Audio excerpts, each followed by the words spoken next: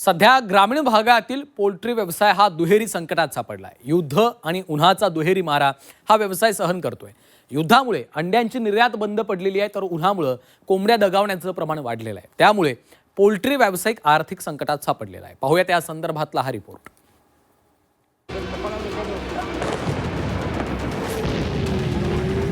आखाती देशातील युद्धामुळे अनेक व्यवसायांना फटका बसलाय। या युद्धाची झळ आता महाराष्ट्रातील ग्रामीण भागातील पोल्ट्री फार्म पर्यंत पोहोचली आहे। महाराष्ट्रातून होणारी अंड्यांची निर्यात पूर्णपणे ठप्प झाली आहे। परिणामी जी अंडी परदेशामध्ये जाणार होती ती आता स्थानिक बाजारातच साचलेली आहेत। त्यामुळे बाजारात अंड्यांची आवक अचानक वाढल्यानं दरांमध्ये मोठी घसरण झाली आहे। व्यावसायिकांना मिळणारा भाव हा त्यांच्या उत्पादन खर्चापेक्षाही कमी झालाय। 4 रुपये 75 पैशांना विकलं जाणारं एक अंड आता 3 रुपये 75 पैशांना विकलं जातंय। त्यामुळे व्यावसायिकांना नुकसान सहन करावं लागतंय। जवळपास 1 रुपया ते 1 रुपया 10 पैसे हा तोटा होत आहे। त्यामुळे लीड पोल्ट्री व्यवसाय हा खूप अडचण झाला आहे। तसेच बँकेतून घेतलेले कर्ज, त्याला लागणारे व्याज, भरावे लागणारे व्याज ते सुद्धा भरणं फार्मरला कठीण झालेलं आहे।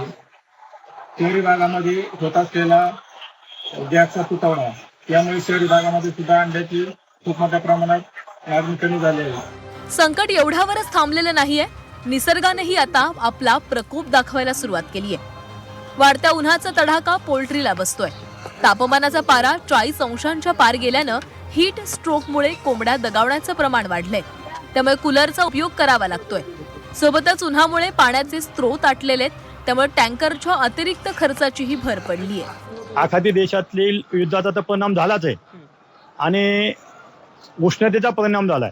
प्रत्येक फार्मरला कमीत कमी 80-90 लाख रुपये खर्च करून एक पोल्ट्री तयार करावं लागते। त्याच्यामध्ये त्याचं भांडवल पण वसूल होत नाही, व्याज पण वसूल होत नाही आणि उष्णतेमुळं पाण्याचं आणि इतर खर्च खूप वाढतो। शासनाने यामध्ये मध्यस्थी करून रेट डाऊन होऊ नये या दृष्टिकोनातून फेडरेशनला एक चांगल्या पद्धतीने माहिती दिली पाहिजे।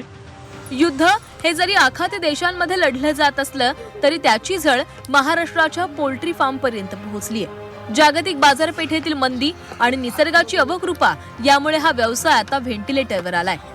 सरकारनं तत्काळ मदत करावी अशी मागणी आता हे व्यावसायिक करतायत। हेमंत चापुडे, झी 24 तास, पुणे।